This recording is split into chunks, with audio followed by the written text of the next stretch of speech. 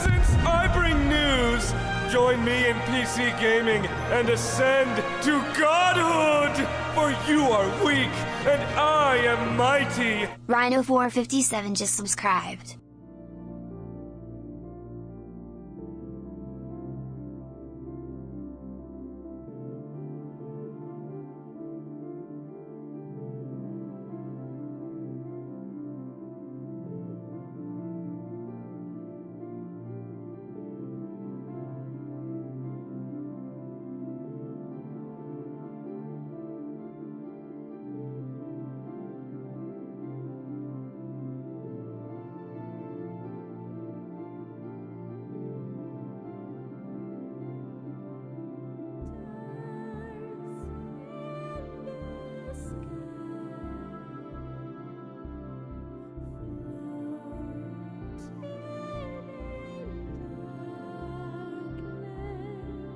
Hello, hello, hello.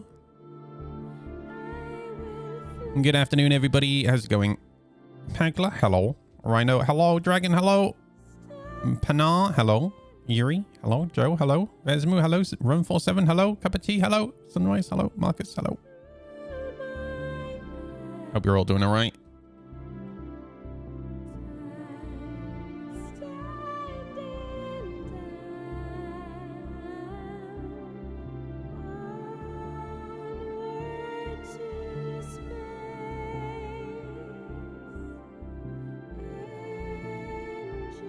It is giveaway draw day today, everybody. I hope you got your tickets. Make sure you gamble all.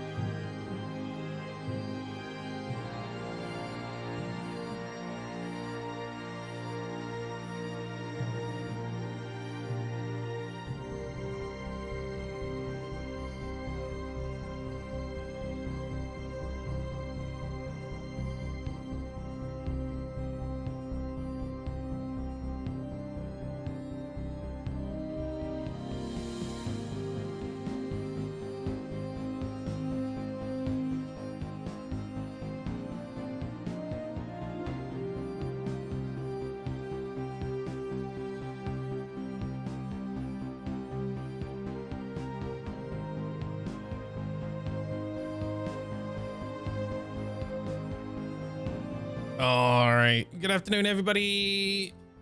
Oh, we're not gonna have a long one today. It's gonna be chill. We're only gonna stream for a couple of hours, but I want to get the giveaway done. It's the last day of the month.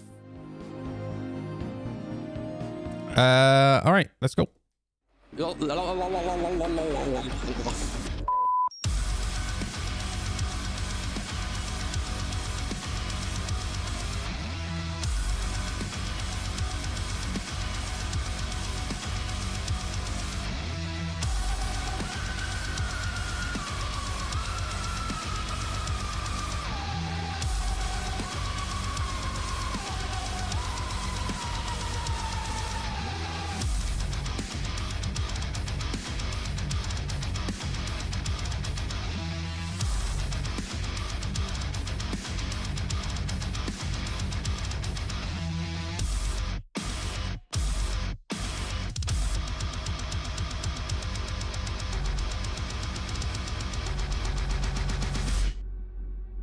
This is the Jesus patch, right?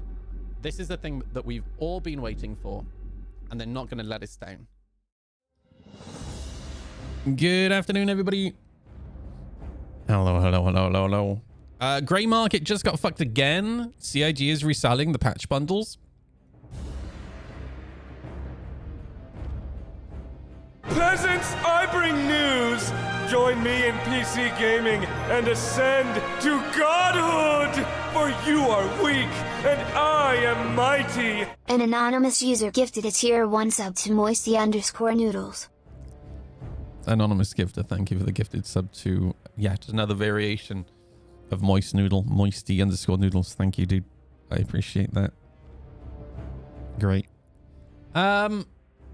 Okay, so they're reselling patch bundles. Okay, my question to you is, how do you guys feel about this?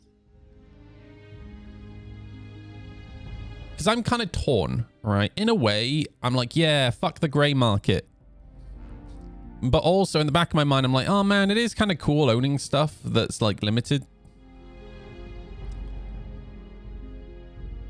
Hey V, how you doing? You're right. Tromolombadito, how you doing, dude? You're right. I bring news! Nyrilos. Join me in PC gaming and ascend to godhood! For you are weak, and I am mighty! Nariel has just subscribed. Good day, sir. Yeah, like I am not a fan of the grey market at all. You're fine with it? Yeah, I was watching, there's a good video from Luke Stevens. He brought it out a couple of days ago, and I feel like Luke Stevens is a really good litmus Nico, it's your cousin. Why don't you take me bowling? And afterwards we'll go get drunk and go rolling. Nootly just gifted 10 This isn't subs. a Volvo, Nootly. I just want to be absolutely clear, right, that 10 gifted subs is not the same thing as a Volvo. All right. But thank you for the 10 gifted subs. That's super crazy generous of you. I appreciate it. Thank you very much. Luke Stevens. For those who've never watched Luke Stevens on YouTube, I feel like Luke Stevens is a really good litmus test because he's really fair. He's a content creator that I've watched for a long time now, and I don't want to watch his video. However, hang on, let me just play. Outside of this world, Star Citizen, which has been raising money since 2012. I just want to touch on the vibe of the video, right? And once they grant you clearance to take off, you can just... I just want to say his gameplay is fucking top notch. He sells Star Citizen so well. do that. And because it is a crazy high-tech game, I'm just going to go ahead and all sorts of issues. Fast Running the forward. game in windowed mode, you can actually see that. More on that in a second, because yes, you can do that, and many people do. So we'll just have to sit and wait like losers while we warp our way over there. And I think it's gonna be a long, long time till touchdown brings me around again to find Star Citizen gameplay at its peak. They think I am at home. Oh no, no, no! I'm a rock-it man. Rocket Man. Burning out his fuse out here. Alone. Here we come. There you go. There you go. That's Wait for how it. quick it was. Super fast. But it is cool that we can just like travel here. That is Hey, Zahu, legitimately how you doing, dude? awesome. I appreciate that we can do it with like no load screens. That's genuinely like awesome and like Now, I really could already see what was going to happen from here.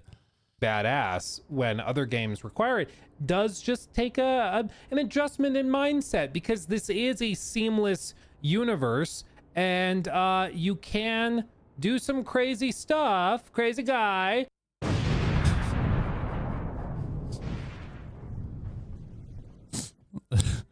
I forgot to slow down. Yeah, like perfect Star Citizen experience right there.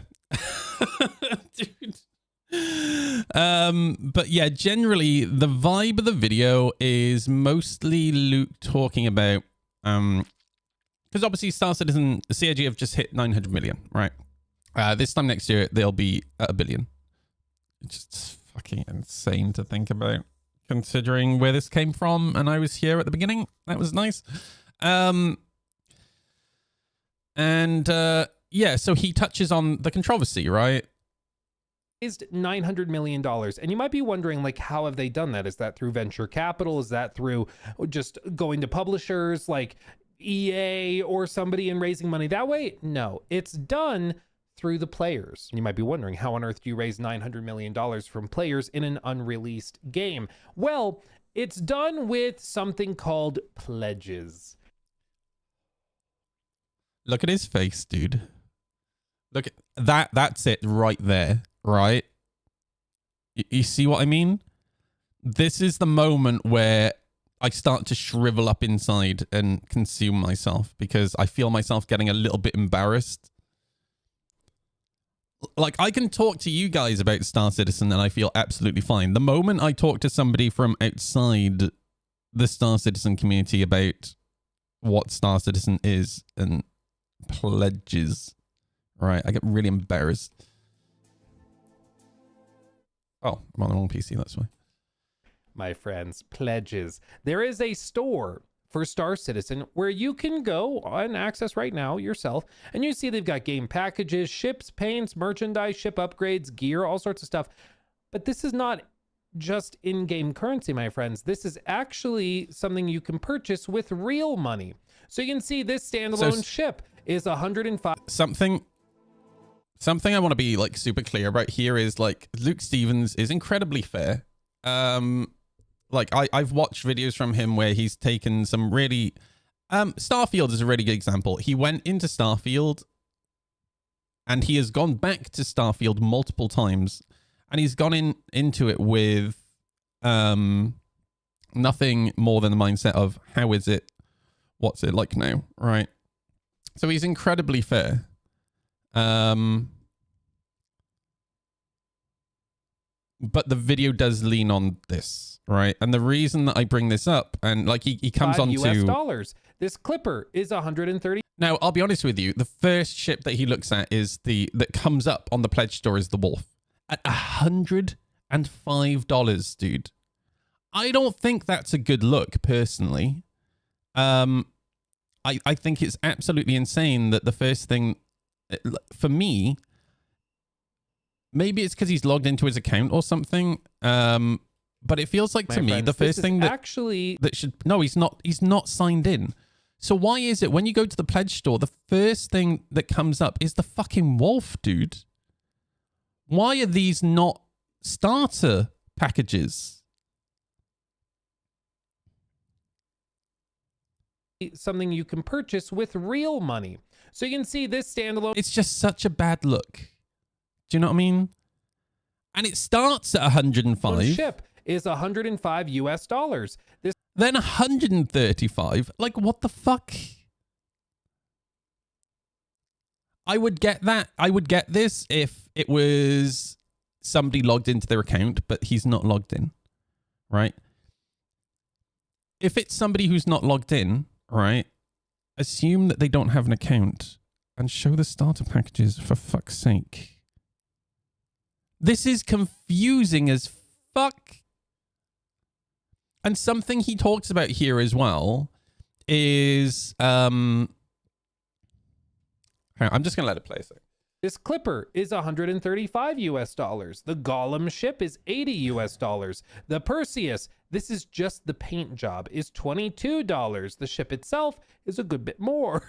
In fact, you can actually go and sort specifically for standalone ships, and you can see that the Perseus is $800. The Polaris is $975. The Odyssey is $700. The Perseus red variant over here is $700. The Merchantman, And again, something I want to be clear about is he's just stating facts, right? He's not really sharing much in the way of opinion. He is just stating facts. is 650, the Orion 650, the Carrack is 600, 575, and it just goes on and on and on. And this is not counting some of the other more expensive ships that have either been announced, are no longer available for sale, at least at this moment within the store, or some combination of the two, like they're still being built and they'll sell them later or whatever else. The Idris, for example, is a massive ship that actually is designed to host 28 crew members, meaning you will need 28 people to run this ship at full capacity and capabilities. It has med bays, cafeterias, it has like all sorts of crazy stuff. This is like a freaking movie theater with It's not cheating though. He's showing the extremes of what this is, right? Which is perfectly fair. in the game. It's crazy. You can see they have like this little interactive thing for you to look at and see what it's like. X-ray, give me the wireframe. I want to see wireframe. That's cool. That's key. And you can look at it that way. But this is a $1,000 ship. Cool, clean, grand. There you go. Just a stack. Just a stack. They also have the Javelin, which was originally revealed back in 2014, I believe, and it has a max capacity of 65. It's There is a reason I started playing this video, which you're about to see in a second, by the way. still in development, and my understanding is that they originally intended to only produce like 200 of these and charge $2,500 a piece for them. I don't know how that ended up or settled. It's bad regardless, but I suppose it's currently highlighting IAE stuff. You're right. I guess you're responding in return. It's a response to what I was saying about starter packages. But it doesn't matter if it's IAE. If somebody is not logged in, the way that page is designed, it should always have, if somebody's not logged in, have starter packages at the top.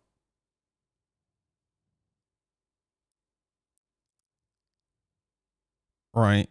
Like if it's a free fly right now. So if you've got somebody who's been attracted in via the free fly, right, and then they go take a look at the pledge store and they buy a standalone L22, what a dumb system, dude. I understand that are you guys not listening to what I'm saying? Right? I completely understand that those are newly released ships. What I'm saying is that's not how the page should work. Right? It's dumb as shit and it's confusing. But that was, I believe, the original plan. But you'll start to see that a lot of the highest end ships are really hard to find. And so you have to go to what's called a gray market. And here we go. This is why I started playing this video. So I started cringing already when he started talking about the pledge store. At this point, I wanted to die, dude. To buy these, which are not technically within the purview of Robert Space Industries, the developers of Star Citizen, but rather you have to go to a place like the Impound, and you can see here you can buy a Star Citizen account when they're not sold out, which has the Praetorian account, Javelin, Idris, or Kraken, F8C Lightning, Executive, and Standard, both LTI, Capital Fleet with rare collectibles. You can buy the account for $7,200. This one you can buy for 10 grand. This one is 12 grand. And so they'll just straight up sell accounts based on what they have within them if somebody wants to get out of the game for whatever reason. 25 grand for this tier of account, but as you can see, these are currently all sold out because players are not actively selling their accounts. Oh, I guess this one is not. This one, the $25,000 one, is available. So look out, guys. This one is available. It has all of these things within it. Somebody played the crap out of this game to build this account. No. They used their credit card. They played the hell out of their bank, dude.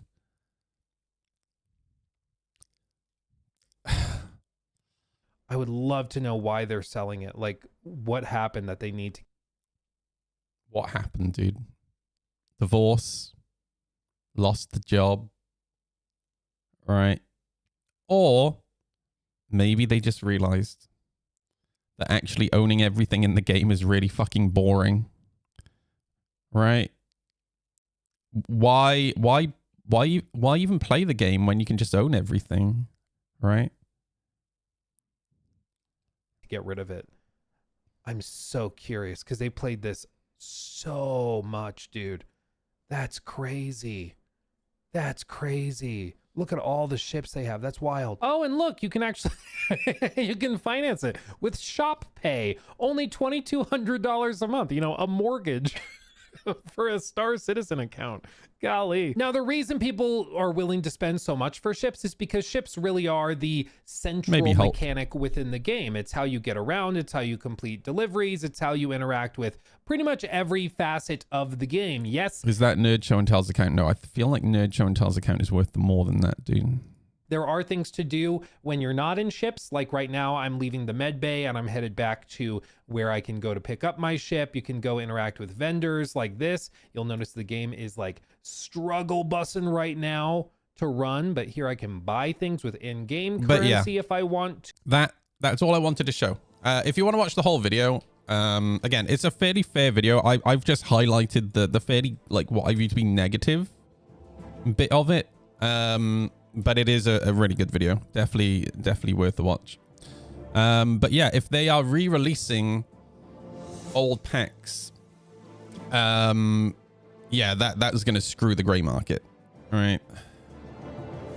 I tried opening the site on a fresh browser, and if you try to go to the store and buy something, it pushes you to make an account and takes you to game packages. Okay, that's not as bad.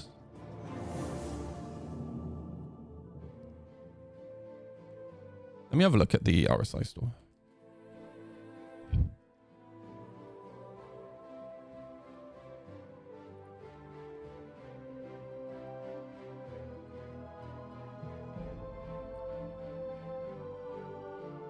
I bought my Gladiator, by the way. I really should just look into the Anvil pack. Goodbye, IAE. Oh wait, we still got 3 days left. Your last chance for free test flights, man. They're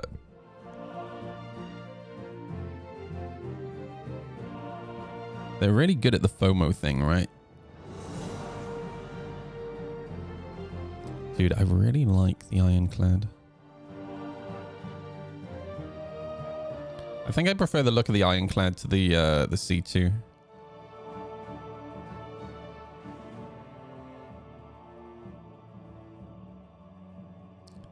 What's the SCU on an Ironclad? Yeah, last chance for a couple of months. Yeah.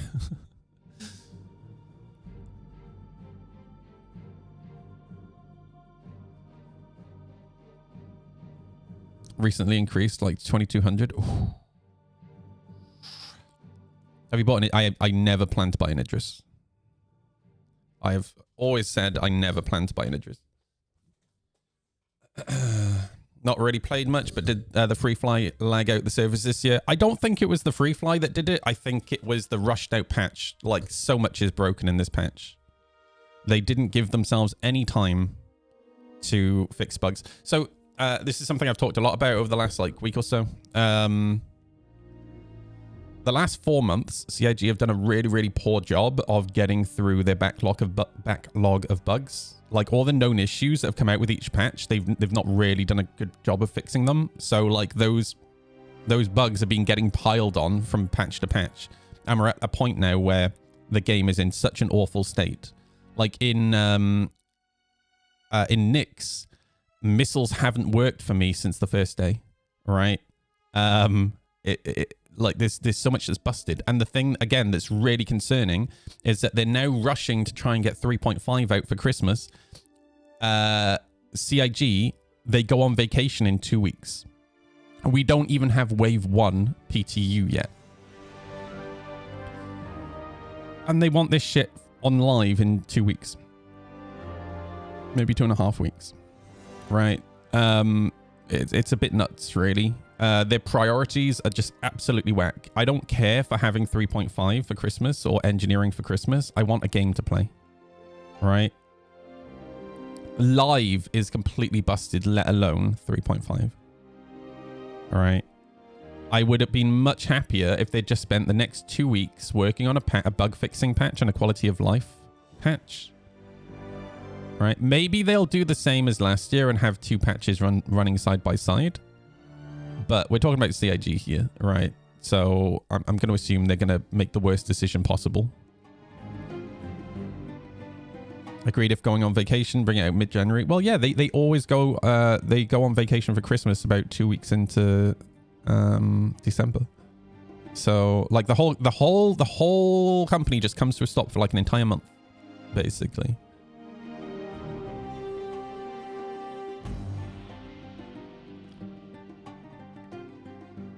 I'm just going off history, what they've historically done, right? So yeah. We'll see what happens. It would be nice to have a game to play over Christmas, but I'm assuming and planning for the worst, right? Yeah, exactly. So it's not like they're actually gone for an entire month. It's when they come back, they spend about 2 weeks planning the year ahead, so nothing really happens. Yeah, it's this is always like the most boring, slowest month that's coming for, or like 6 weeks for Star Citizen. Let me have a look at, let's have a look at Spectrum. Let's see how on fire things are. By the way, just make sure you get your gambles in. Have a raffle, by the way. Again, this is going to be a shorter stream because I kind of want to chill this evening. I'm going to put my Christmas decorations tonight as well, since it's the 1st tomorrow. So Jack's coming over. He's bringing Mikey so the kittens can play. Oh boy. Okay, so out of control entitlement.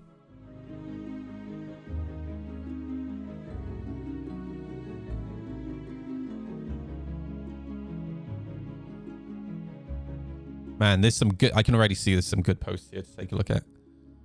All right, let's have a look at this.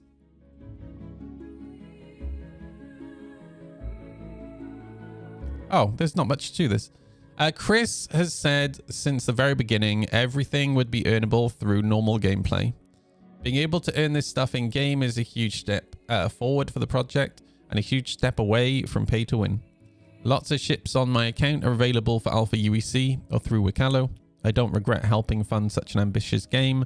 This is always how it was eventually supposed to be. Yeah, I think that's a good take.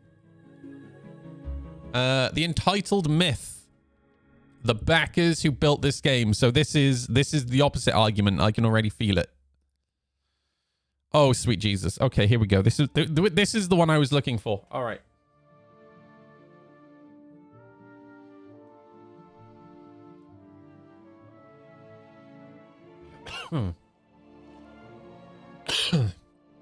Right.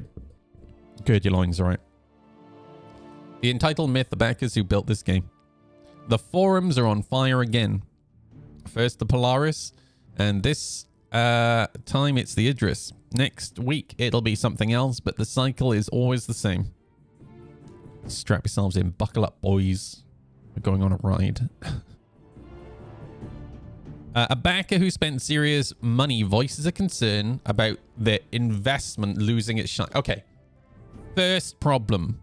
It's not an investment. Anyone who came in and was assuming that their pledges were an investment is an absolute moron, dude. I've been talking about this for the past like 8 years. The entire time I've been streaming, every time somebody has referred to Star Citizen as an investment, I have called out, dude. It's such a dumb mindset. And it's that mindset that causes this drama. It's a fucking video game. It's not an investment. If you're treating Star Citizen like stocks and shares, you are the problem, not CIG.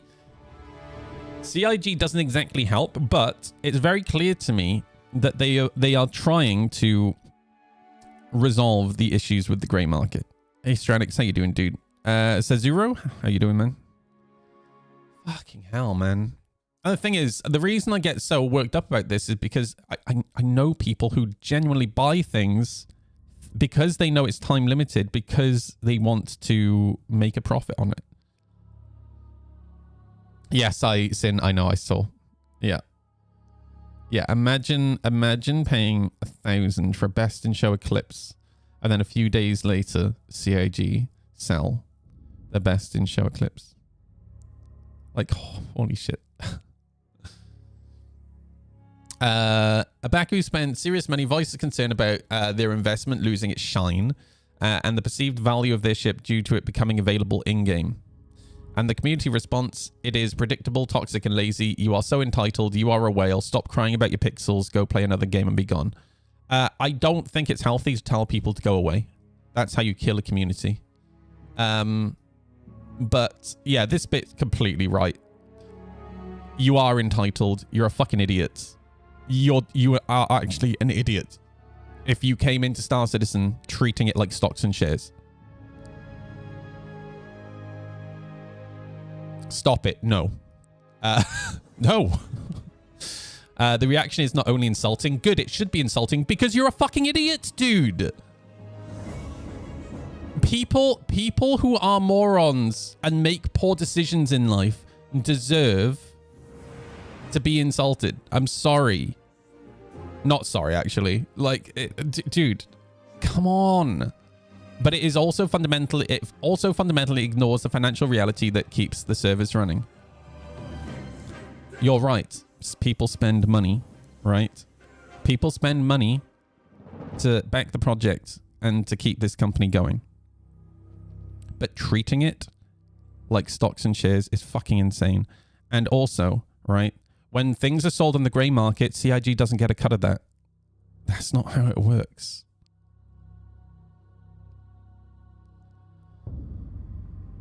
And I really don't think people are going out there and buying like multiple Idrises to necessarily resell them. I know there are people who genuinely think that, right? But I don't think that's actually the case. Or the people who are doing that are actually, it's actually a drop in the ocean. I don't think it's like the majority of the community. I have a funny feeling the majority of the community are probably like in the same mindset of me of fuck these people, they're idiots. Now, I'm not saying these people aren't vocal. I do think these people are very vocal, right? That's why we get these posts on Spectrum. The reality of the $15,000 whale. Here's the thing. I'm $9,000 in, I think. 9,000, I think.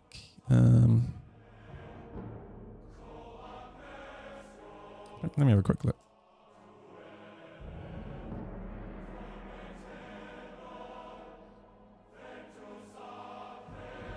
Pretty much $9,000. All right.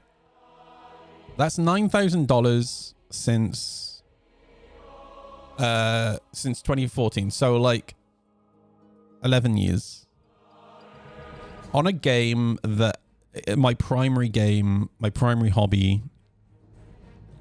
I don't think that's that bad. I'll be honest with you. All right. And even then, something to bear in mind as well is probably about 3,000 of this was actually giveaways.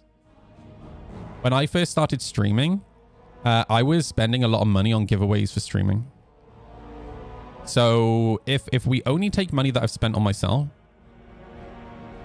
I've probably only spent about 6,000 since 2014 on my primary hobby, right? Hey, Dark Lord, you're right, dude. 32k whale here. I love them selling everything again to people who are not around. Exactly, dude. Like, there is a little bit of me, like, twinge in the back of my head. Like the paint for the Star Runner and stuff like that. I'm like, oh, man, it is kind of cool to have these things that are kind of exclusive. But at the same time, I think the grey market is so fucking dumb. Right? Here we go. The reality of the $15,000 whale. There is a cartoonish, lazy idea that everyone with a concierge tag is a bored millionaire lighting cigars with $100 bills. I'm going to let you into a little secret. Concierge doesn't mean anything. Concierge means you spent $1,000. Congratulations. Somebody who has spent $1,000 over 10 years has spent $100 a year. Everyone and their dog is a concierge these days. Concierge is just the same as everyone else. It doesn't mean anything. Literally means nothing. And here's the thing, right? There are people out there who think, man, I have a concierge tag. I must look really cool to everyone else. Or, man, I'm a Legatus. I have this cool forum title. I must look really cool to everyone else. I'm going to let you into a secret. Not everyone thinks you're cool. In fact, some people think that's tragic. Like, there's a reason why when people come into my chat and they see all the ships on my ASOP terminal, you can see me cringing because I actually find it a bit embarrassing. Now, from my point of view, I stream, right? So I just make the excuse of, well, you know, I stream. A lot of these ships are just like loaned to me by CIG, blah, blah, blah. I don't think it's like, or I make the excuse I bought a lot of these ships in game, which to be fair, I have bought a lot of ships in game. But I don't.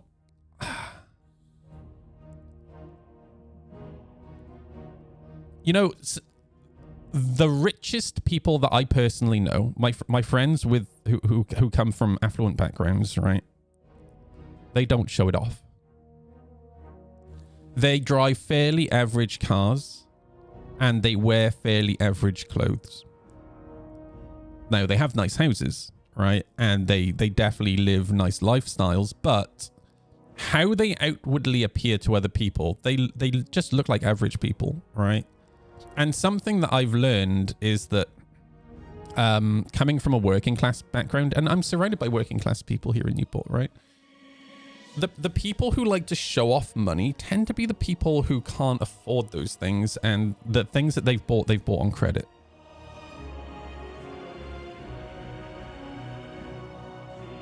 Like, it's such an interesting, it's one of the, I've talked about a few times that I feel really lucky to have lived the life that I live because, especially because of streaming, I've got to meet a lot of people from different types of backgrounds and different careers, and it's afforded me the ability to view life from different perspectives. And yeah, it's been really interesting hanging out with friends of mine who are multimillionaires, right? But then also hanging out with friends of mine who live paycheck to paycheck and kind of comparing the two and how they live. And like my friends who are multimillionaires, whenever they have to make a purchase, they always like, let me have a think about that. And my friends who live paycheck to paycheck, they're like, oh yeah, let's go spend 60 quid on Just Eat when they've only got 50 quid left in their bank account. Do you know what I mean? It's such a weird mindset. But yeah, the whole thing of like showing off wealth and thinking that people are impressed by showing off wealth, that's not attractive to me. And I've always found it a little bit weird and cringy. Here is the reality for many backers, and I'll be honest with you, my motorbike, right? I didn't really think about it before buying my motorbike, but there is a stigma attached to BMW GSs, which is that person has more money than sense, and I hate it. And I only realized that after buying the motorbike.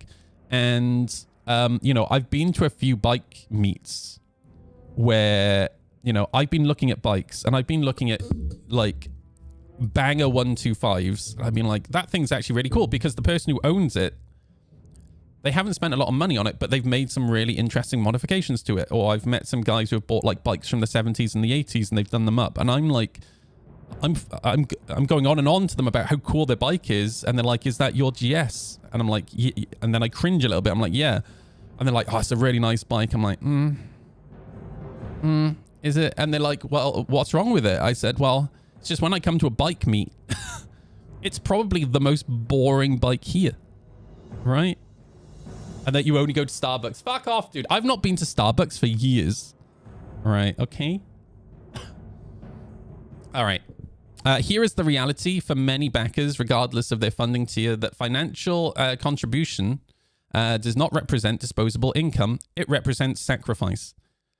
Before I... Actually, I'll say what I'm going to say after this. Here is the reality. For many backers, regardless... Oh, sorry. It represents blood, sweat, and tears poured into real-life work. Oh... Oh man, it represents choosing not to go on expensive vacations or buy that new car or put the money here instead. Okay. It represents a regular guy or girl who chose to pour their passion and their savings into this dream rather than their bank account. Dude, if you are pouring your savings into Star Citizen, you need a reality check. You need someone in one of your friends or your family to fucking have an intervention with you. Because, dude, that is a poor fucking life choice. Jesus Christ, this post is tragic so far. Now, I'm going to point something out, right? If you actually go and do the maths, right? The last time I did the maths, and to be fair, it was a couple of years ago, right? You can do the maths with comparing how much money CIG has earned and the amount of accounts. The average spend of a backer back then was $110. Now, I expect it to probably be a little bit more now because the community has grown quite a bit. But, like, $110. So let's not sit here and pretend that these people, right, who are losing their mind, right, about being called entitled, because this guy is clearly, he got triggered by somebody referring to him as entitled, right? These people are not the people funding the project. These are not the people funding CIG. Sure, they contributed, but when the average spend of a backer is like $110, let's say it's $150 because of inflation, right? This guy spending $15,000 is not the guy paying the salaries at CIG. It's all the fucking Auroras being sold that is funding CIG, right? Substitute cocaine for Star Citizen, then have him read this again. When you throw the word entitled around, you aren't mocking a rich person, you're mocking a fellow gamer who traded hundreds of hours of their real life to fund the universe we want to play in. And that's fucking tragic, dude. And I'm sorry, but no, they didn't. Again, the average spend, say, is about $150, right? Like, come on, dude. Just stop and think for a second before you make dumb comments. Power versus prestige. Let me be clear. Nobody wants pay to win. If you can buy a win button, the game dies. Every ship must be earnable in-game. That's non-negotiable. But there is a crucial difference between power and prestige. The complaint isn't, I don't want you to have this ship. The complaint is, don't erase the history of how I got mine. We bought what was sold. Let's not pretend CIG is innocent here. They didn't just sell donations. They sold scarcity, status, and FOMO. 100%, I completely agree with you there. This is just as much on CIG as it is on the people. It's the same as alcohol, right? All right. Alcohol companies, they pay for advertisements, right? They pay for all sorts of crazy marketing, dude, to sell their booze, right? But then you have alcoholics, right? And you can't completely blame the alcohol companies, right, for somebody making their own bad decision, right? It goes both ways. And with Star Citizen, it's CIG. They have engaged in some really, really shady marketing. But if you are so weak, right, that you can't stop yourself from purchasing a spaceship on the internet. Internet pixels. That's your fault, dude. You have a problem and you need to get help. I'm sorry. Right? They actively reinforce this model. They created the Chairman's Club. They invented war bond discounts, the CCU game, and limited hull events. These exclusive sale mechanics are designed to foster a powerful sense of ownership and personal connection with our digital assets. And he's right. And I have talked about this many, many times. CIG have brought a lot of this rage on themselves. They have. But again, it comes down to the individual. Right? Like, holy shit, you need to be able to go just to say no. It's wild to me, right? Like, people just don't... There are people out there that just can't... They would rather buy a spaceship than put food on their table. That's genuinely a thing. It is this strategic encouragement of real money spending that ultimately solidifies our emotional investment in the project. Given CIG's highly successful marketing of exclusivity, it is illogical to then mock backers for fearing the loss of that value. They sold the prestige. The resulting transactional mindset is a direct consequence of this sales model. When a backer voices concern, the immediate cry of "it's crowdfunding" ignores the fundamental reality that the world, especially in this age, is highly transactional. CIG fueled this mindset, and now the community weaponizes the crowdfunding core against the very people who kept the lights on. That's not true, though. That's not true. Again, work out the average spend of a Star Citizen backer. The whales are not the people who kept the lights on. Potential solution, the legacy nameplate system. Oh, God. We need to separate the hull, the tool, from the pledge, the history. Example, legacy nameplate system. I appreciate that he's come with a solution, right? Implement a visual language that separates a pledged ship from a farmed ship without changing a single combat stat. The grind, if you earn it in game, you get the ship. It works perfectly. You earned it through skill. The pledge, if you supported the game with real capital, your ship comes with a permanent, unremovable legacy nameplate. I mean, maybe. Like, I'll be honest with you. I don't give a fuck. I don't give a fuck if somebody cares if I bought a... I'll be honest with you. I'd rather people didn't know that I bought it with real money. I don't want it to be unremovable. I think it's so much cooler, and I have far more respect for people who have earned these things in game. Right? This isn't about looking rich. It's about provenance. It tells other players the ship didn't just spawn. This ship helped build the verse server we are spending. Oh, so you want to ruin my immersion?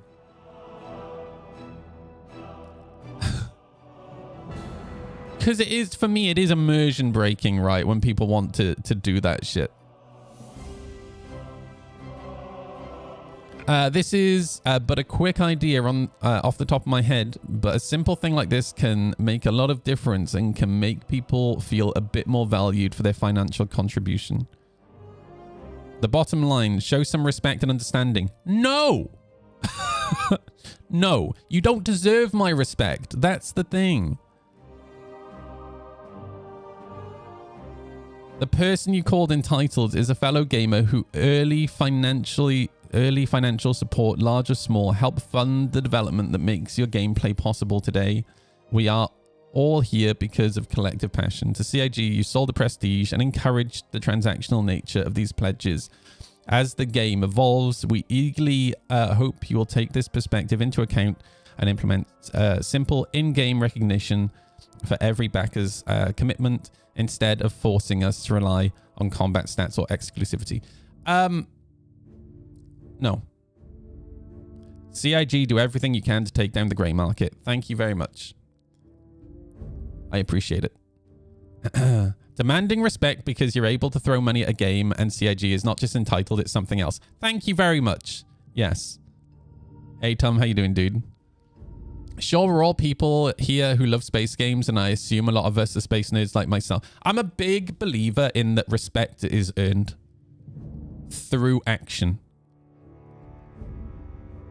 And for me, using your credit card to buy spaceships is not one of those actions. Right. If I want to show off how much I've spent in game, I'll just put on my top hat. Oh, no, sell the F7A Mark 1, please. I actually, as somebody who owns the F7A Mark 1, it was actually a gift from Cutlet. I'd be fine with that, actually. Like, I don't give a fuck. If they want to resell the Raven, fine. Do it. All right. Is it cool having the F7A Mark 1 and the Raven? Yeah. But the grey market, for me, like, I just find it absolutely gross. And I would rather the grey market be gone than have the exclusivity of the F7A Mark 1 and the Raven. Right. This guy's world is going to be in shambles when crafted ships are actually better than store-bought ships, and all of his investments are worthless in-game. True. True, dude. Oh, man. What a post, bro. What a post. Oh, what do we go for next? I might have to make myself a cup of tea before the next one, because I can feel my blood pressure growing. Do you know what I mean? Wake me up when we can have a cozy space ranch. That's all that matters. The true end game. I'm completely with you there, Nudes. Ever since I first backed Star Citizen and they announced that we'd be able to like have land and stuff, all I've thought is I would love to build. So when I say I grew up on a farm, it wasn't a farm. It was what we refer to as a small holding in the UK. So it was a house, huge garden, stables, big fishing pond. We had grazing rights on all of the common land in the village. So we had loads of fields. We had our own fields at the bottom of the village. We had a barn, tractors, blah, blah, blah, blah. And we had like 8 cows, bunch of sheep, horses, chickens, geese, blah, blah. So basically it's a small holding, and we were able to generate enough food, enough meat and whatnot to feed the village, right? Like we mainly bartered with the village. So we would trade stuff, right? It was really cool. I loved it. And I would love to do that in Star Citizen. Just have like that little ranch, right? Just somewhere I can chill out after a hard day's griefing. You know, that's kind of my dream. Scottish tea with honey and a pinch of Celtic salt. Been loving this. Honey and Celtic salt.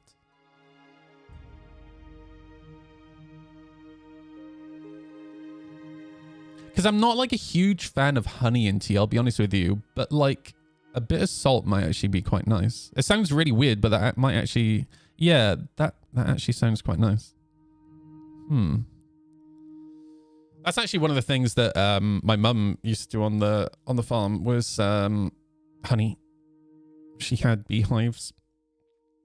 So it appeals to me having farming sim coziness, but in a game where you can travel across the cosmos and fight the scary sharkman. And that's the thing that is most attractive to me about Star Citizen, right? It's gonna be one day this universe that has gameplay for all of my friends, essentially, right? Like if you're into dogfighting, you can dogfight. If you're into like industrial gameplay and building, right, you can do that, or manufacturing. If you want to build bases or houses, you can do that, right? It is this sandbox for all of my friends, right? I can't wait for that. So I've still not tried mead, dude. Like I keep running into people who talk about mead, and I definitely want to try mead. Oh man. Critical warning: massive abuse around UEX, exploits and toxic farming, a broken economy. You don't say, dude. I really want to look at this one because, you know, I've been talking about RMT a lot this last week. And yes, I don't know what the exploits are, but the fact that, you know, people are spending hundreds of millions on like fairly basic items is just absolutely wild to me. And it shows that there is an exploit and RMTing going on, right? We figured it out and it's bad. Yeah. The moment that you see the economy go to shit, you know that there's an exploit, you know? All right, let's take a look. Hello, everyone. Hi, Jake Cook. As a former game developer, I want to raise an issue that goes far beyond personal frustration. We are witnessing behaviors and exploit-driven systems that, if left unchecked, could damage the integrity of the gameplay, destabilize the in-game economy. I think it's already destabilized. Holy shit, dude. Some guy was buying AAA pearls for 100 million each. That's exactly what I'm talking about. And harm the perception of Star Citizen before it fully launches. This concerns the abusive practices around UEX involving not only the warehouse passcode discs, but also many other lootable items that end up being sold at massively inflated, unrealistic prices. Before I read on, man, you need to have like a really basic level of understanding of economy, all right? And something that I talk when I talk to like my local friends about this who don't really understand economics, right? And I'm not like an economic guy. I just have a baseline understanding of economics, right? When I talk to my local friends about this kind of topic, it's normally about minimum wage, because my friends are always really excited about minimum wage going up, right? That's great. But then I explain to them about my bread theory, right? And it all revolves around a loaf of bread. So bread is expensive, right? So everyone wants their wages to go up so they can afford more bread. So the government, they raise the national minimum wage. But then it costs the bakery more money to make the bread. So the price of the loaf of bread has to go up. And then the workers, they then complain because they can't afford the bread. So they start screaming that they want their wages to go back up. So the government, they raise the minimum wage. Right? And it just loops and loops and endlessly loops. Right? And it's I get really a really good example is World of Warcraft. Right? So this topic's hitting some trigger for me. Well, it's really funny because I was talking to a guy on Reddit because national minimum wage is going up in the UK at the moment. And I was talking to a guy who owns a small company. He only employs a handful of people. But he's genuinely, he said over the last 8 years, his expenditure for wages has gone up by something like 80% or something crazy like that. And where he could afford it 8 years ago, the price of his product hasn't actually changed. And he's now in this position where he's actually going to have to let people go. Minimum wage jobs are not career jobs. They are a stepping stone to career jobs. Expecting minimum wage to support you for your life is just lazy entitlement. Holy shit, display. What a shit take, dude.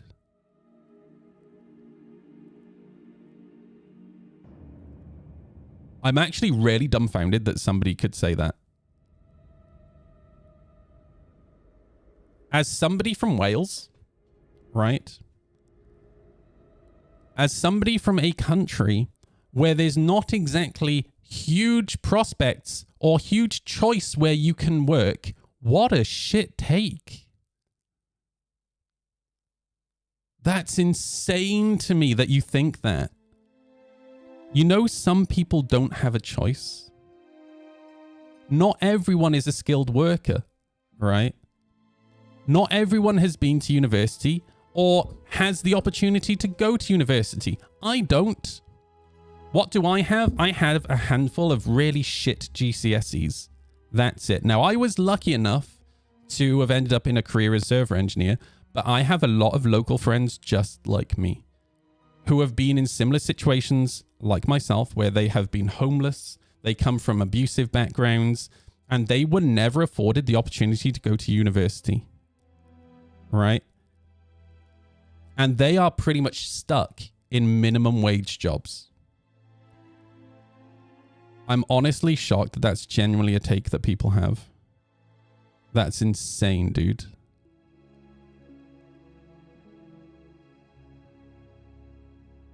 And again, here in Wales, right, this is incredibly... Wales has a very poor economy. There isn't much choice here. Go up to the Brecon Beacons and show me where people can work.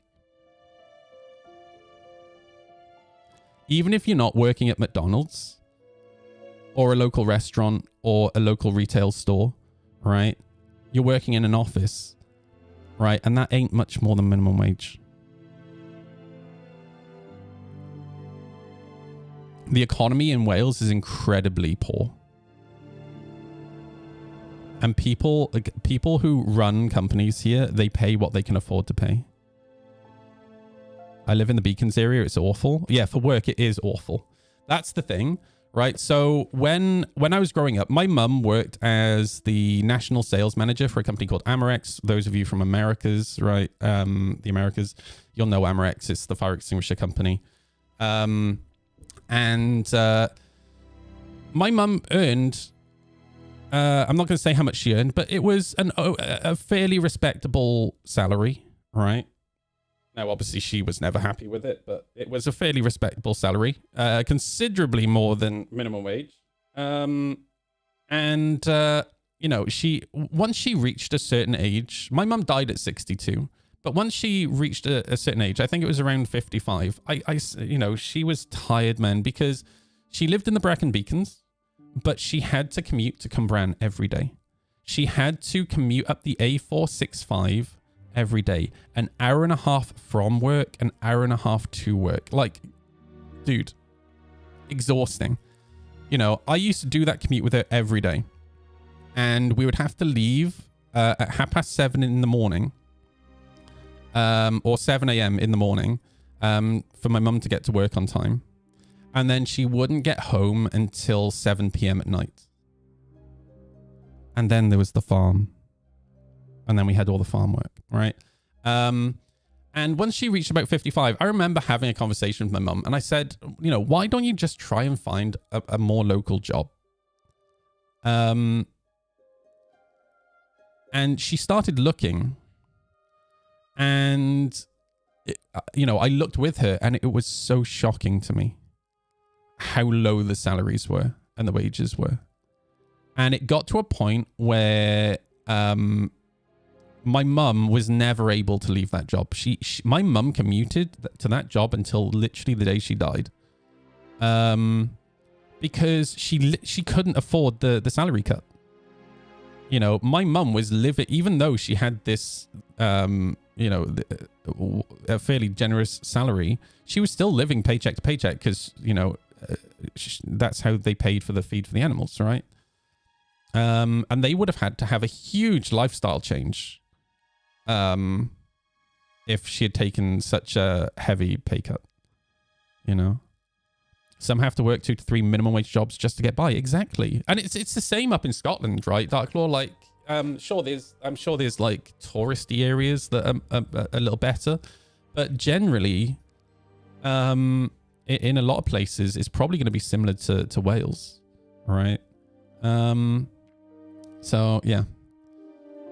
Fuck. Right, let's get back to Star Citizen. Sorry, went off on a huge tangent. I was going to talk about World of Warcraft, right? So the reason I brought up the whole bread theory was, like, World of Warcraft basically had this issue where if you look at the price of items on the auction house, oh my god, it's so ridiculously inflated. Like potions and whatnot are so expensive. And when did shit on the auction house suddenly become really expensive? Oh, that's right, when Blizzard started selling WoW tokens. But what are WoW tokens? So WoW tokens are a way you can basically buy gold from Blizzard. They do it through the WoW token. So you purchase the WoW token on the store, and then you can sell it in game for gold. And that WoW token can either be used, well, it can be used, you can either resell it, or it can be used for game time. So a lot of people who are very good at making money in game, they will pay for their game time in game, right, by purchasing WoW tokens. But the consequence of Blizzard doing this is that the prices on the auction house have inflated, right? Because you get a lot of people who they just buy WoW tokens and they use that money to buy shit rather than earning the money in game, all right? And we're basically seeing the same thing with Star Citizen, essentially. Yeah, I think that EvePlex still exists, yeah. We're kind of seeing this with UEX, right? And that there's clearly exploits in the game right now that are allowing people to make billions and billions and billions of UEC.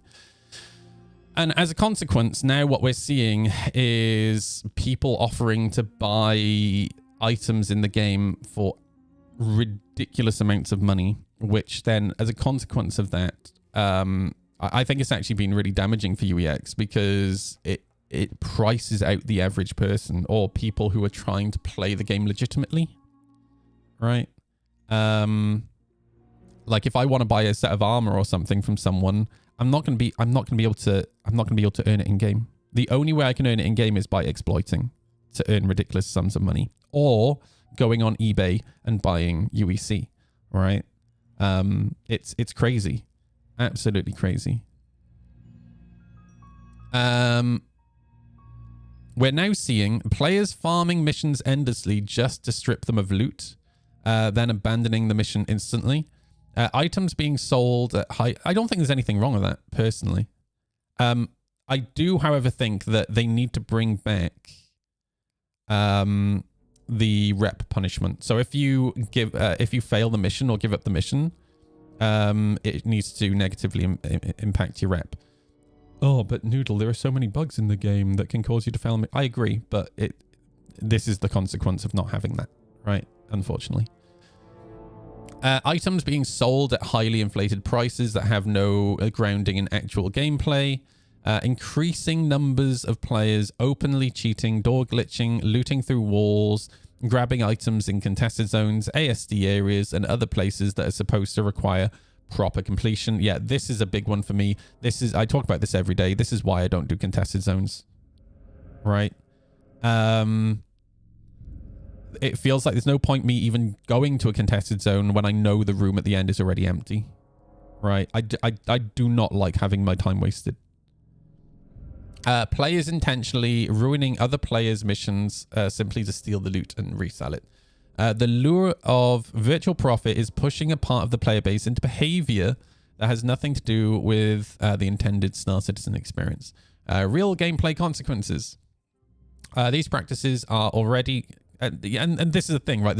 This line here, I literally just explained that, right? Like, there's no point me engaging in certain aspects of the game, like contested zones, when I know the room's already empty, right? Like, it's so frustrating. Does CIG lift the cap on how much UEC you can buy through the pledge store? I don't think so, but there's no point buying UEC on the pledge store when it's like $20 for 20,000 UEC. That doesn't make any sense. Like, they should have just removed that years ago. Real gameplay consequences. These practices are already causing significant damage. Mission rooms are found empty with missing passcode disks, making rewards completely inaccessible. Players spend hours on missions only to walk away with nothing at all. Yep. Entire areas are cleaned out through glitches and exploits blocking all legitimate access. The incentive shifts from immersion and mission design towards mindless exploit-based farming. Toxic pirate-like behavior is spreading fast. Loot stealing. Dude, do not, please, do not refer to these people as pirates. They're not pirates. They are exploiters. There is a huge difference. I play the game. These people abuse it. All right. Loot stealing, ambushes. I mean, ambushes is fine. Deliberate mission sabotage, exploiting bugs to loot faster than others. Like, these two are legitimate gameplay. This is fine. But exploiting bugs, that's where I draw the line. All right? That's the issue. I agree they should remove it, and yes, it's not worth it. Current alpha economy isn't really something I care for too much about, since I assume there'll be economy wipes until release. I mean, there is an economy, Templarino. Go look at UEX. There is an economy. Like, you can pretend there isn't, but there is. And this is the thing, right? Like, if I want to buy, like I explained earlier, if I want to buy a set of armor from somebody, a few months ago, I could have afforded to do that. But where the economy is at right now, I can't. When people are selling these suits of armor for, like, absolute ridiculous, like 100 million? Like, it's insane, dude. Well, we're talking about the in-game economy. I'm literally talking about the in-game economy. I'm not talking about, like, trading shit on the RSI store. Right? Just because people use a third-party tool, right, to contact each other to trade, that doesn't mean it's not the in-game economy. It's still the in-game economy. All right? For a game still in alpha, in active development, this is extremely worrisome. It creates a distorted and inaccurate picture of what Star Citizen is meant to be. The silent collapse of the in-game economy. Speaking as a former developer, I can confidently say this kind of exploit-driven behavior is one of the most dangerous threats to developing live service. Why? Because the economy becomes unstable, artificial, and manipulated. Prices no longer reflect true item rarity or risk. Again, it's just, it's simple economics we're talking about here. Like, even a turd like myself with fuck all in the way of, like, academic achievement can understand this, right? I learned my basic economics from playing EVE Online and World of Warcraft, right? Because of the exploit, everything is now overinflated because yeah, we've gone from, like, a set of armor being like 10 million to a set of armor being 100 million. Right? That's insane. Honest players are punished or completely locked out of certain rewards. The game ends up rewarding behaviors that CIG never intended to support. And again, I'd like to point out that, like, the price of the items isn't necessarily the issue for me. The main crux of the issue is, for example, how these exploits affect people trying to engage in the gameplay in the game. Again, the contested zones are the perfect example. Like, the big one that stands out to me. Hey, online, how you doing, dude? Catnuts, how you doing? This can even corrupt the data that developers rely on to tune and balance the game. This is not a small issue, it's a structural one. A risk for the game's public image before launch. Star Citizen's open development is a strength, but it also means that visible abuse directly shapes public perception. That's incredibly true. Because there are definitely a handful of games that I refuse to play because I know, like Tarkov is a big one, because I've heard of so many, like, exploits and whatnot happening, right? Like, if all I've heard from a game is that, like, people cheat and exploit, that doesn't make me want to play the game, right? You were talking in Kick. Wait, Mike, why am I not seeing anything come from Kick? Oh yeah, the Kick messages aren't coming through for some reason. That's weird. I think Kick might have broke something. Because, yeah, YouTube chat and Twitch chat is coming through, but I'll just keep Kick open on the side. Sorry, dude.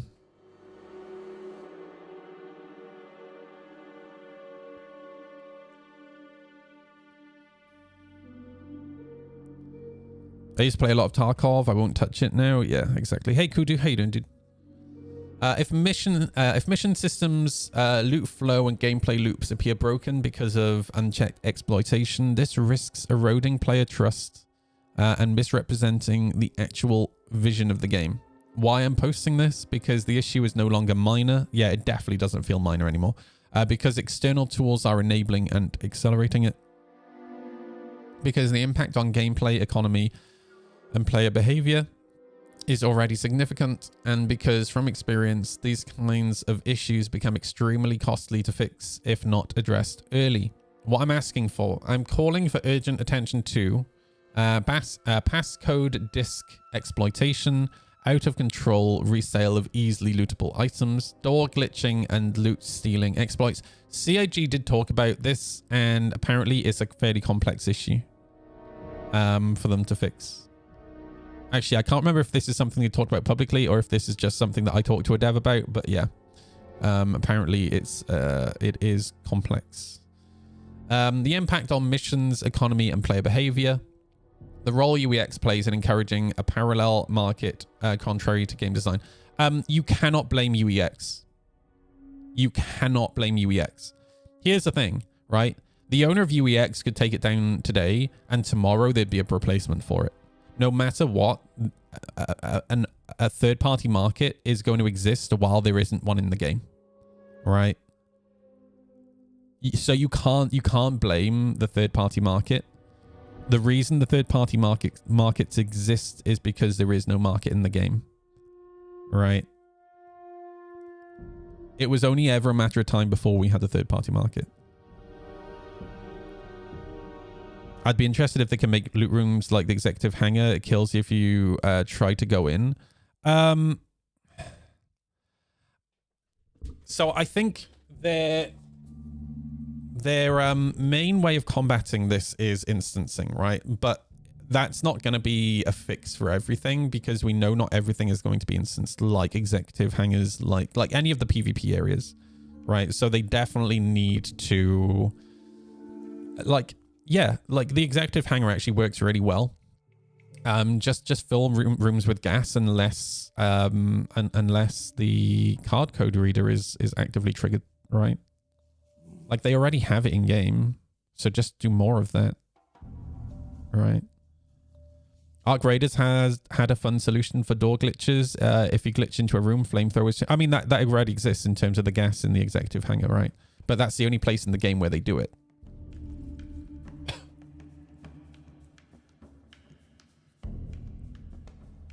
A lot of smaller markets, UEX blew up. Yeah, exactly. If you get rid of, if they shut down UEX and it just gets replaced by something else, that's just how it works. Where are the interior turrets? Like, I've still not seen one in game. They're at Onyx. Where at Onyx? Because I've only seen the guys on the handheld guns. I've not seen the interior turrets that sit on the ceilings. And those would definitely help. They were taken back out. There we go. Okay, that makes sense.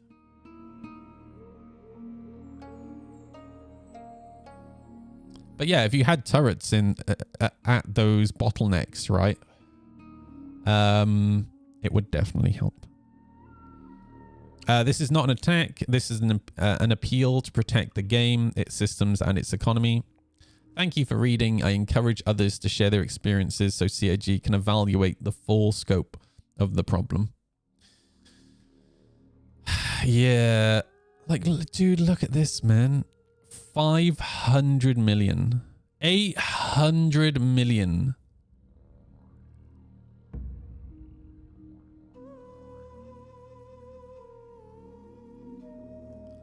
Absolutely nuts.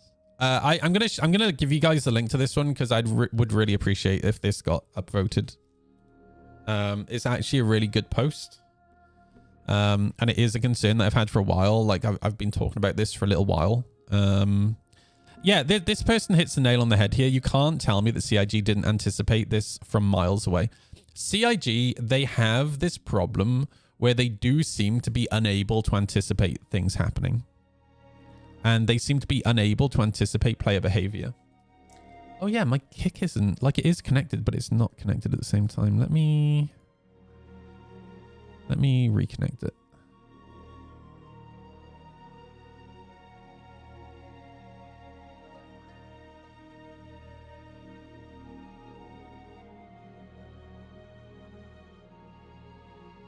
There we go.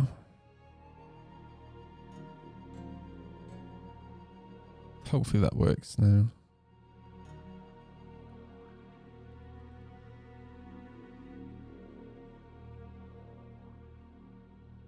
Nope, it still doesn't work. Yeah, I think Kick's broken something.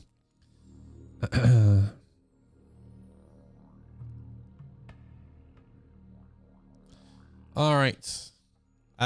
Just a heads up. I'm going to be drawing the giveaway probably in about 15 minutes. So, make sure you get your gambles in. Oh, man. CIG does care about the economy. They have an economy team. They literally have a team of people who work on economy. And economy doesn't just mean money, by the way. Economy means like statistics for weapons and ships and stuff like that. But they do care about the economy. They like the guys who work on the economy team have talked pretty in depth about it on Spectrum in replies to people. So they do care about the economy.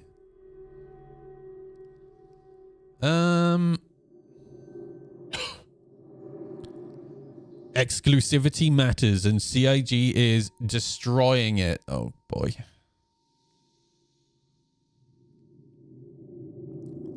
This is from Brun. He looks like a cross between Detox and Henkin. Like the face shape of Henkin, but the eyes and the mouth of Detox. It's really weird. Anyway, sorry. Exclusivity matters and CIG is destroying it. I want to bring up something that's been bothering a lot of people. Exclusivity has always been an important part of Star Citizen's culture, not out of ego, but because certain items carried history. When you saw someone with an old BIS paint, you know that player had been around back when the game wasn't even 10% of what it is today.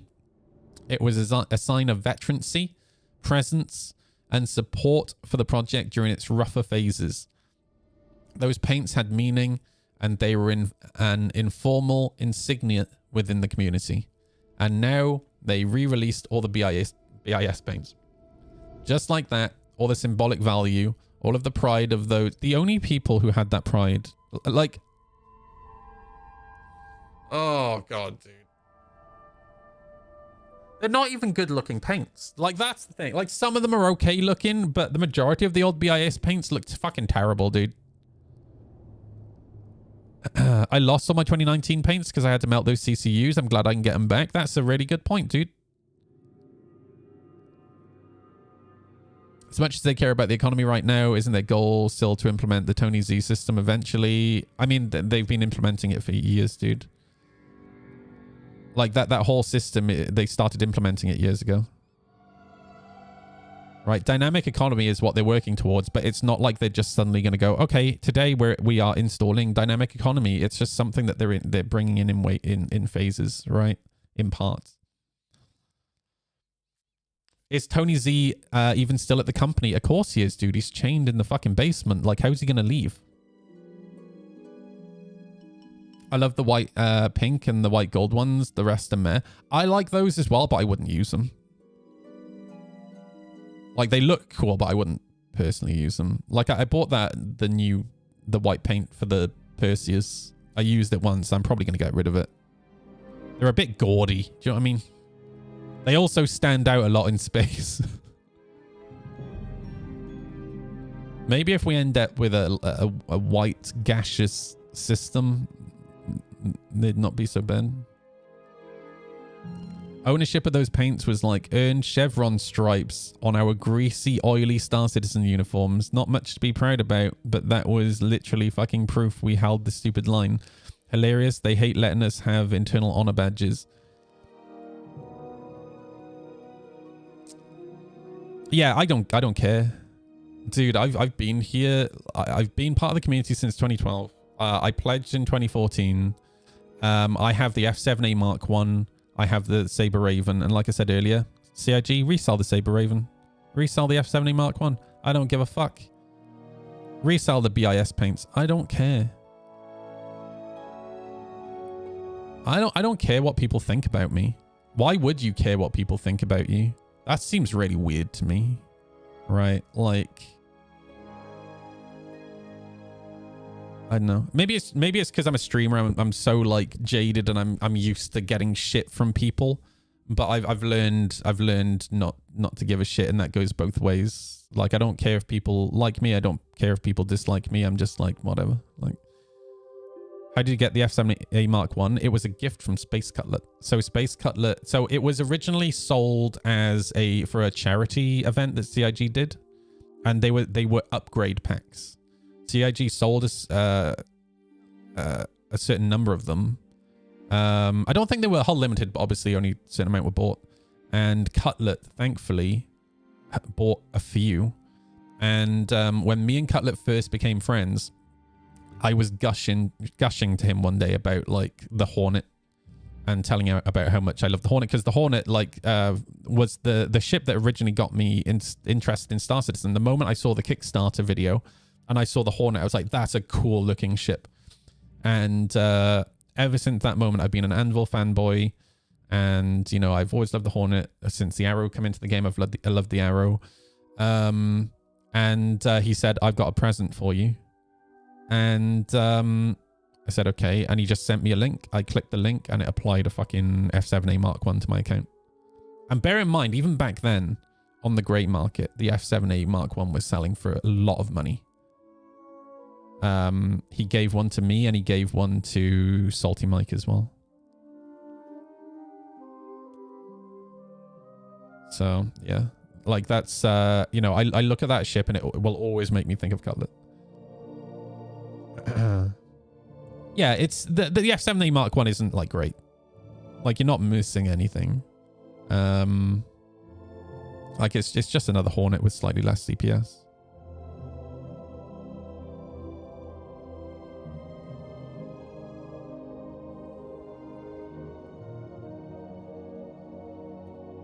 I'm not even a hardcore collector myself, but I have friends who flew their 2950 Carrack BIS like they were carrying a piece of history. Now they feel simply erased.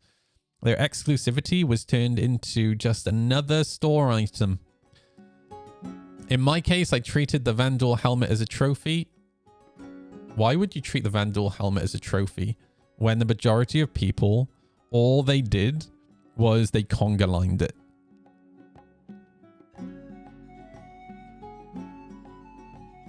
Oh, did he give one to Vection as well? And he doesn't even play the game? Oh my god, dude. Oh, bro. Something that for years was considered rare and special, but now it's literally common trash. An item with no impact, no weight, no value. Something that used to be a symbol. Like, I agree. What I will agree with is I would like to see in-game rewards for certain achievements. I don't give... I'm sorry, but using your credit card to buy something isn't an achievement in my eyes. It just isn't, dude. Like, I completely agree with the Vandal helmet. That's a good example. But it's also not a good example for this person to use because, like, you're comparing an in-game achievement to a store-bought achievement.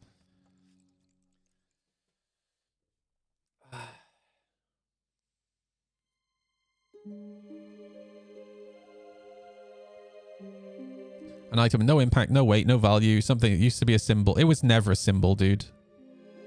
It was a symbol for like the first day. Like I earned my Vandal helmet on the first day. How many kills did you need to get for it? Was it like 40 or 50 player kills or something like that? And I got it on the first day. And then people started conga lining. And then it suddenly became not so special anymore. The problem is devaluing what was once presented as special, things that many players cared about because those items are part of the journey in the game. Star Citizen's have always been a game where identity matters, where personal history matters, where showing certain items were a part of your individual narrative. When CIG... God, dude. The cringe, man. I'm sorry, but like... Dude... Wow, swiping your credit card was part of your individual narrative? Crazy. Like, dude, am I the only person cringing at this? Like, I don't know. Like, I just find it so odd.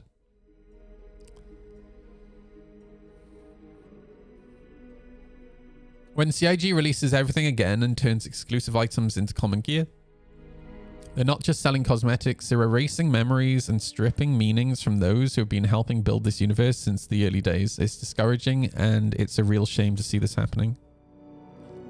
Does this guy need a roleplay server? I don't know, dude.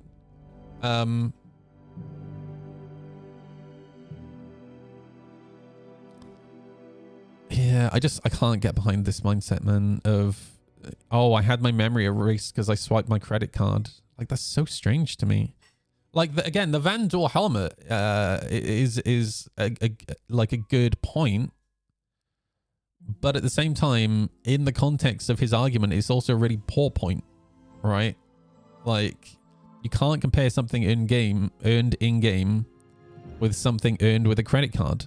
That's just so odd. People give more importance to having exclusive items than actual gameplay or having good experience in the game. Yep. Yup. That is such a good point. Like, I'm sat here all day, every day, screaming about, like, missions being broken and stuff like that. These people don't care as long as they have their exclusive paint. As long as they have their exclusive paint, right? That's all that matters.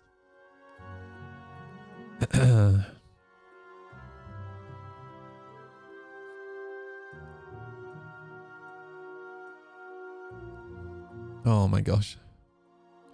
You know what? I don't think I'm even gonna get in game today. I told Jack I'd be done with the stream by 6 p.m. So I've been enjoying playing Spectrum.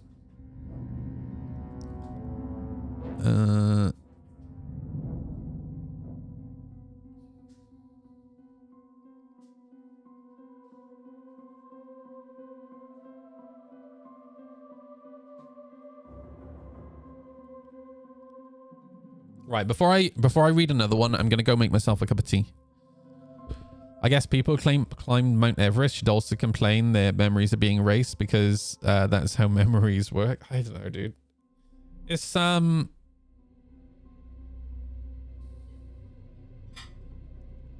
here's the thing. When you go to somebody's profile, all right?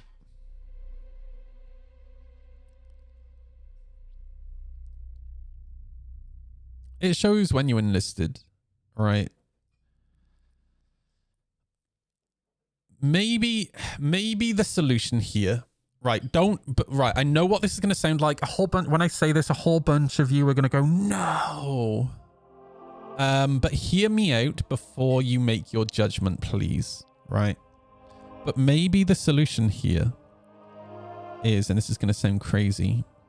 Again, please listen to what I'm going to say before you scream no. Right, maybe the solution here is an achievement system. Now, wait for it. Wait. Hear me out. Here. And what I mean by an achievement system is, right, maybe some sort of like in-game license, right? Or like a licensing system where you can tick things off the license, right? Like, maybe you do certain things in the game. You pass certain rewards. You pass certain missions, right? And it adds it to your license. Or like, when I say an achievement system, right? Just a way for people to earn things in-game that other players can see, right? So essentially an achievement system, but designed in a way that fits into the Star Citizen universe, right? Yeah, an achievement system in an MMO, right? Maybe some sort of like Hitchhiker's Guide to the Galaxy, where, you know, you have, if you want, you don't have to have it. You can buy one, right? And then that's something that people can visually look at on your profile. So you have an in-game profile, right? Like just something that actually shows in-game achievements, right? Because all these people are talking about their stories, right? Within the verse. Dude, again, swiping your credit card is not a part of your fucking story, dude. That's the thing you do before your story happens, right? Like, again, I'll use World of Warcraft as an example, right? Me purchasing World of Warcraft or buying my game time or buying a mount on the store isn't the story. But, like, I introduced... me and Jack started working on some achievements so we could unlock mounts last week. He loves the color purple, and I took him to do the Firelands raid, right, to get the purple bird from that thing. And that, like, those achievements are quite fun to try and do. Even now, even though you can one-shot all the bosses, like, it's still quite tricky to do. You know, he was looking through, like, the because there's over 5,000 achievements in that game. And he was like, holy shit. And then I said, yeah, I've only got, like, 1,600 achievements. And he was like, 1,600 only? I'm like, well, yeah, that's not actually that much in the grand scheme of things. And when you actually start looking through achievements, it is actually really cool because, like, I'm looking through these achievements. I'm like, oh, yeah, I remember doing that. Oh, yeah, I remember doing that. And it's really cool, right? But I don't see swiping the credit card as an achievement. So, yeah, maybe having some sort of system in the game where people can actually, like, show off things that they've, like, a list of achievements that they have achieved in the game might be a way to appease these people. I don't know. But yeah, this mindset of because this is the second post now where the person has talked about they're losing part of, like, their story, right, by CIG reselling the best in show paints. And it's just, I don't know, it's so odd to me. Swiping the credit card is a character level skip. Well, here's the thing, Dibbles, right? So the game start with World of Warcraft. I don't mind the character boosts. And the reason for that is because, and this blew Jack's mind when I told him this, when he was leveling for the first time, I think once he was around level 60, one day he was like, oh man, I might need to take a break. I'm like, no breaks. I'll make you a cup of tea. Grind. And he was like, why? I'm like, because the game starts at level 80. And he was like, what? I was like, yeah, World of Warcraft, this isn't the game. The game starts at 80. It was like, I don't understand what you mean. And you know, the funny thing is the other day, what were we doing? We were doing something in the game. And he was like, I understand now what you mean by the game starts at level 80. Because we're starting to work on his armor now, right? And, like, there's so many different ways to get armor in the game. And that was it. When I finally, because we didn't pick up professions when we first started those characters, so he started working on his professions. And, like, the mixture of, like, working on the professions plus working on his gear and stuff, he was like, yeah, I completely understand what you mean by the game starts at level 80. So that's why I say I don't mind the level 80 character boost. If people want to buy a character boost, I'm actually fine with that because, quite frankly, that is where the game starts for most people, right? Like, I do like the leveling process. This story is fun, and you do lose out on a lot of that story. But not everyone actually really cares about the story. They just want to jump into the professions or into the auction house or, like, getting their armor and doing the raids and stuff like that, right? Speaking of which, my music just stopped. Right, let me go make a cup of tea. And then when I get back, we'll read one more post, and then we're going to draw the giveaway. So bear with me, everybody. I'll be back shortly. Have another raffle whilst I'm making my tea.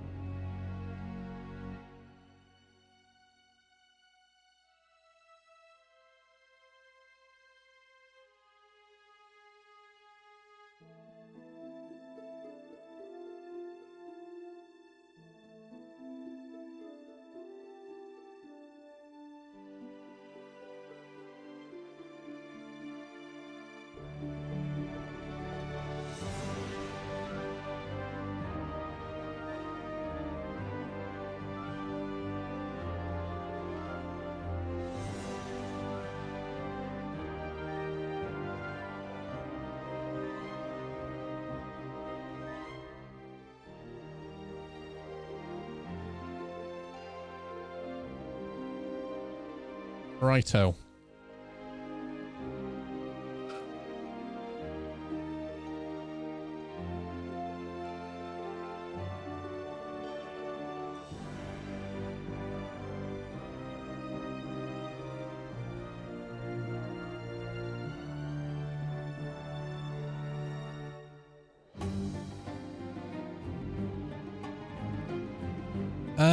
Is there anything else worth taking a look at? Hang on, I might take a quick look at Reddit, see if Reddit is on fire as well. All previous patch bundles are up on the store. Take that, Grey Market. How are the comments?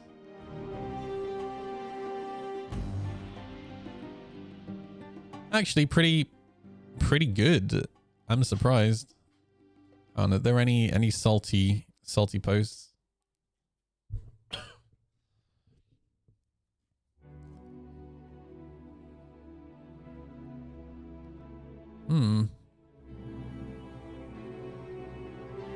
Now let me sort by new.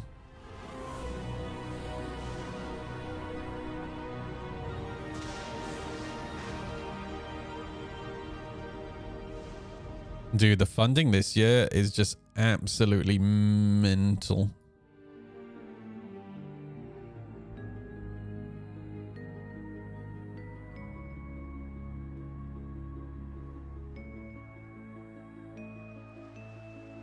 Oh god, dude, I accidentally applied this fucking paint to my Reclaim. I'm really upset.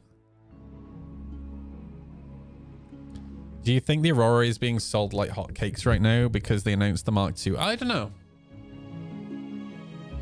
I don't know. I mean, there's already a lot of Auroras. Actually, the Perseus wasn't as popular as... Oh shit, which ship was it? If you actually look at the days, the RSI day was pretty mid. Oh, look, the fleet view of a potential victim. I love how similarly we think, Tom. Oh, man. Whenever I see industrial ships, I'm like, oh, man, look at all those rewards. I think it was the Drake day with the Clipper. Yeah, I think you're probably right, yeah.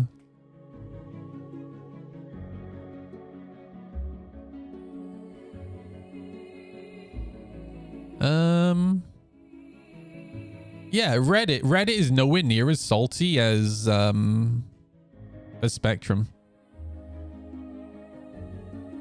3 days left to claim your free Twitch drops.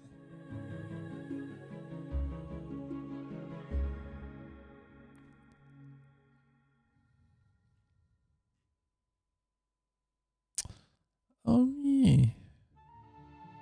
Man, those paints are nice.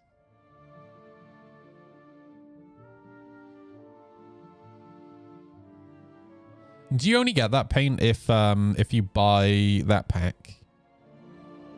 Or is it retroactively being applied to people's accounts?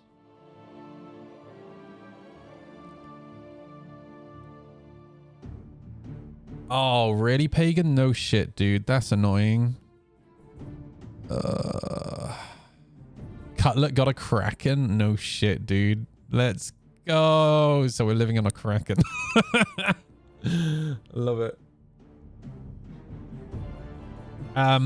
Dragon's the guy that runs my org for me.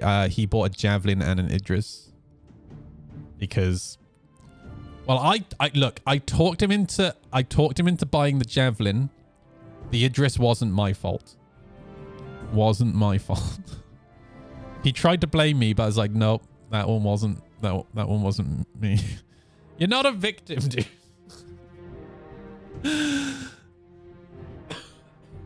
And the funny thing was, it all started because somebody made a joke in Twitch chat about Dragon having a Javelin, and I was like, Dragon, you should buy a Javelin, dude. And he did. Uh-oh, oh god, Online made a post. Hang on, let me have a look.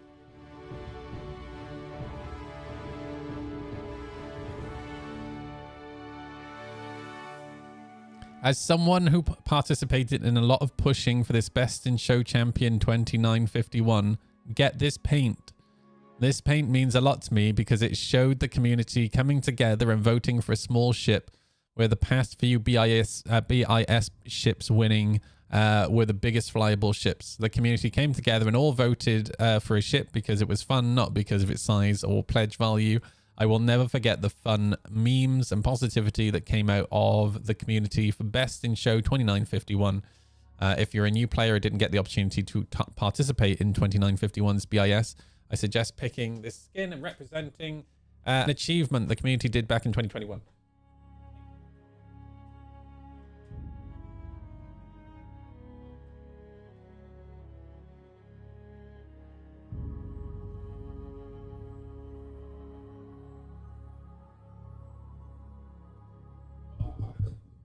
Sorry, we now have Kitten. Yeah, and this was cheerleaded by Redlia, right? Like this was something that Redlia was pushing for years. So yeah, I'm glad this actually this one made it. Do not drink my tea, it's very hot, man.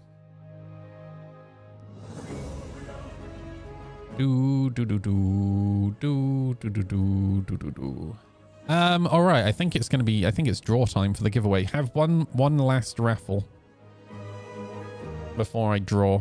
This is for the Shiv. It is a game package, comes with LTI. If you're gonna gamble, gamble now.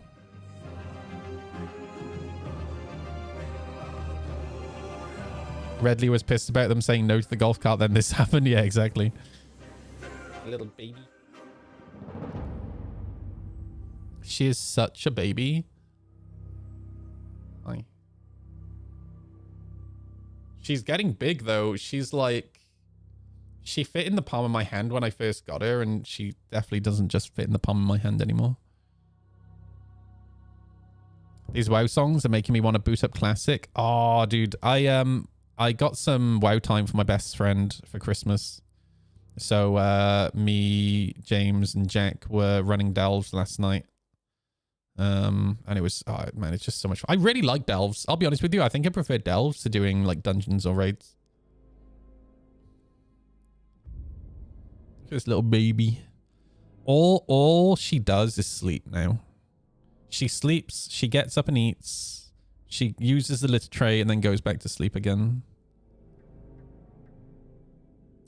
Yeah, I re-downloaded it last night, V, because I realized that I installed it on the SSD with Star Citizen, which didn't leave me with enough space for the Evo build. So I had to remove it, and I reinstalled it last night. So I want to give it a go. It looks like a really, really good game. I am enjoying World of Warcraft. I don't want to like, you know, I'll play it a little bit. I'll play it like once a week or something, probably. Just give it a go. I don't play Classic. Like, I like Classic, but I'll be honest, I have way more fun with Retail. Retail is like just super relaxing, super chill. And there's just so much more variety in Retail. Like you can earn gear from delves, you can earn gear from dungeons, you can earn gear from raids, you can earn gear from world quests, world bosses. Like there's just so much like diversity in Retail.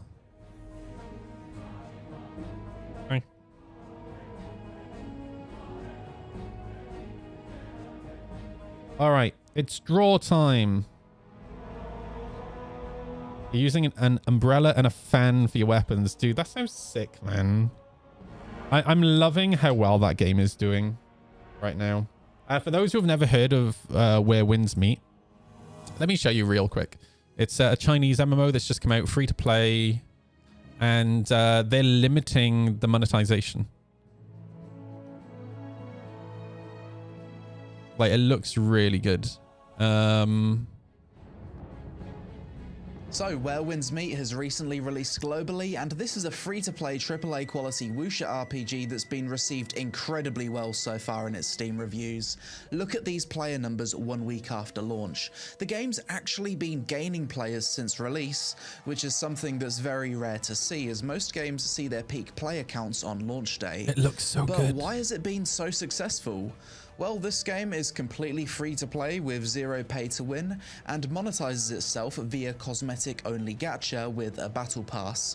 Nothing that affects player power, and the game, in my opinion, is designed in a way that could affect how love the future aesthetic. MMOs are developed.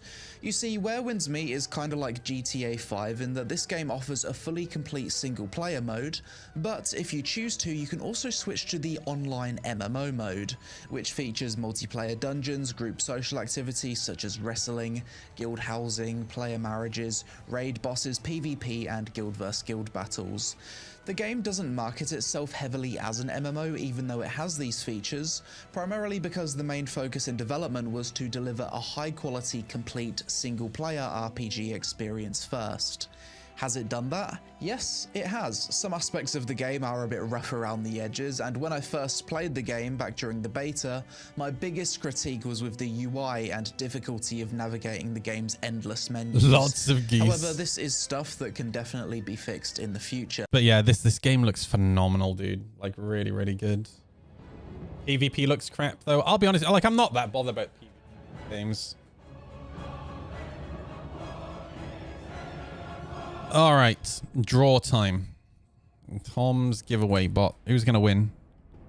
Who's in? I haven't even looked like who has like the most tickets.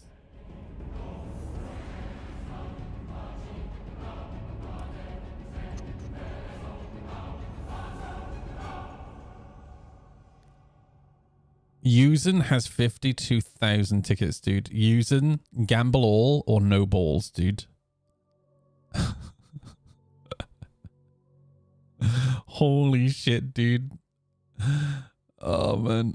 Oh, congratulations. See, Dibble just gambled all and he won. So Yuzen, you should do it too. Holy shit, dude.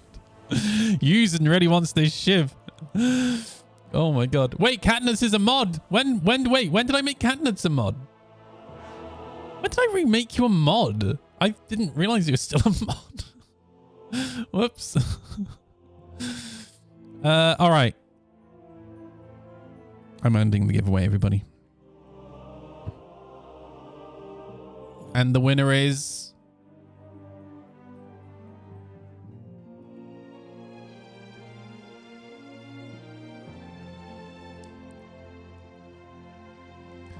It was Yuzen. What a surprise. Fucking hell, dude.